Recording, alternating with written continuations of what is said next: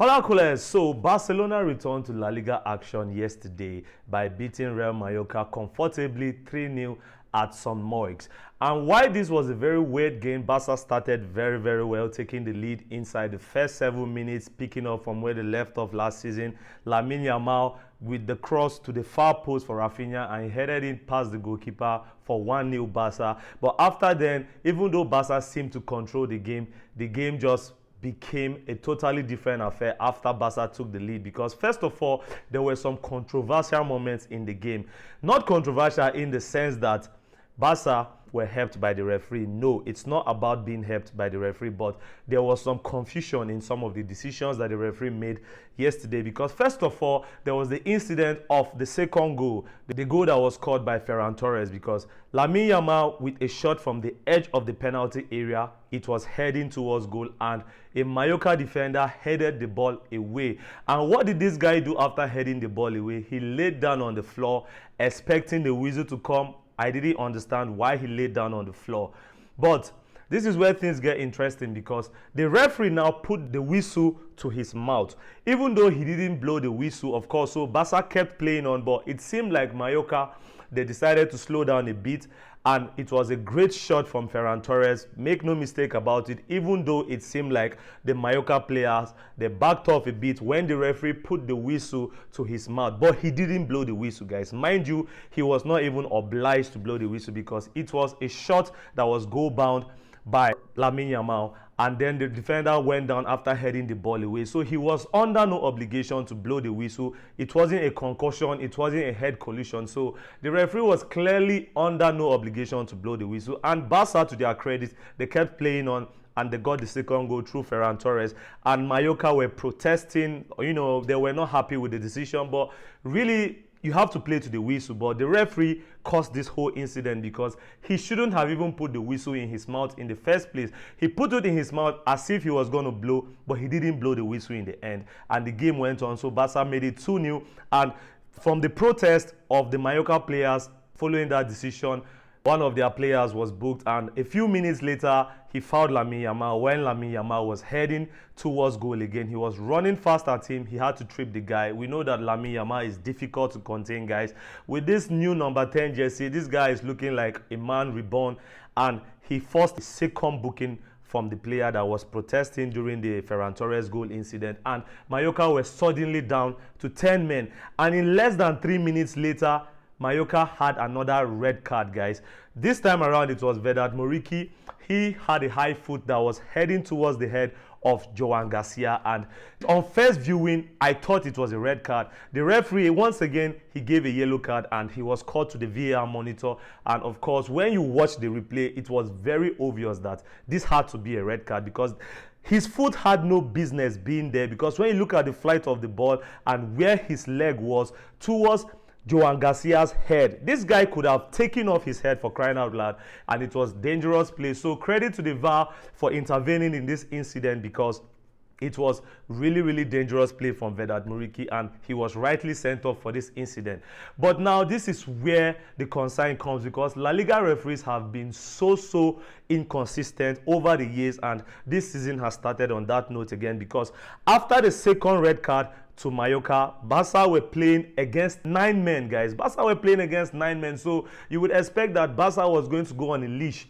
But what now happened? Barca was let off the hook, because Rafinha could have seen red, guys. Let's be very honest. If you want to apply the rules of consistency, Rafinha could have seen red, because there was a tackle that he just let fly on.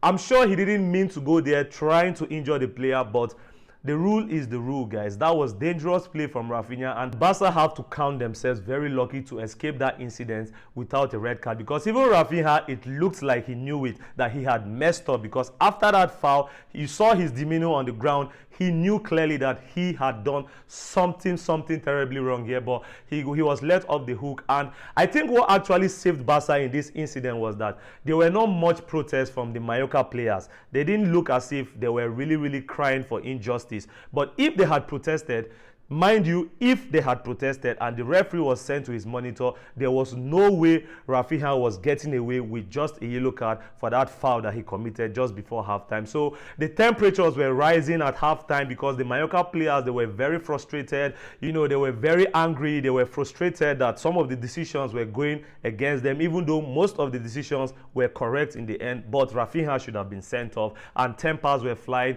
Even as the players were walking down the tunnel at halftime, they were exchanging words with each other. The atmosphere was electric. But in the second half, it was a subdued affair from Barça, to be honest. Playing against 9 men, you would expect that Barça would go on a leash. I was expecting at least 5 goals in this game playing against 9 men. And Barça, you know, it seemed like they just took their foot off the gas in the second half. They seemed contented with the 2-0 lead that they had. You know, they didn't really push much like they were going to get some more goals. Even though we saw last season that Barça really struggled against low blocks, because Mallorca, of course, they start deep after going down to 9 men. And you can't blame them because, of course, they had gone down to 9 men against a team like Barcelona, the champions. So, of course, damage control had to be the order of the day, and Barça struggled in the second half. It didn't seem like Barça were playing at 100%. Even Hansi Flick said it after the game. He was frustrated that Barça gave only about 50% in that second half, and he said he was going to talk to the team.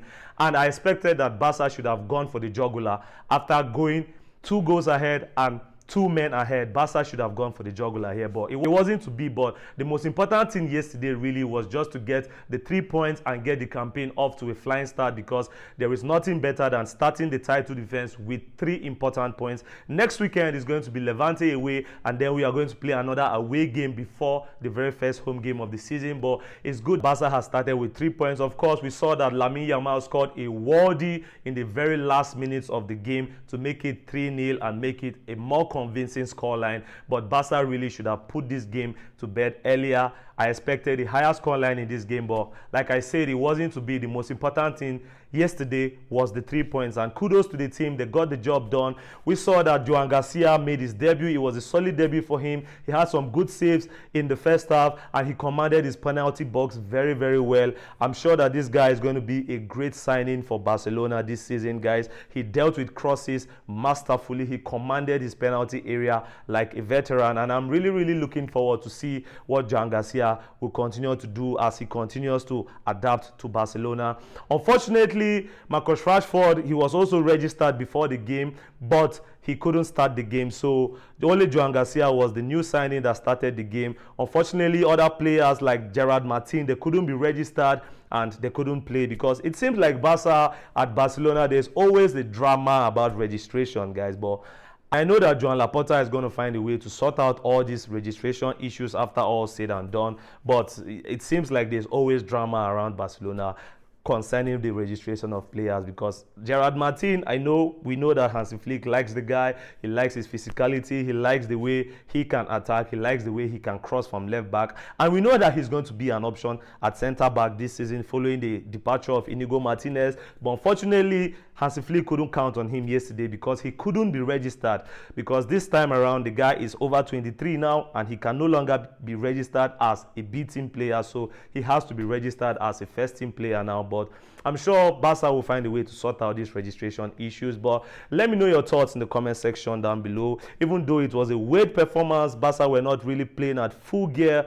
Are you encouraged by what you saw from the team in the first game of La Liga yesterday? And what do you make of the decisions that the referee made? Do you think that the referee was unfair to Mallorca, or do you think that the referee made the right calls throughout the game? Let me know your thoughts in the comment section down below, guys. And I'll catch you on the next videos.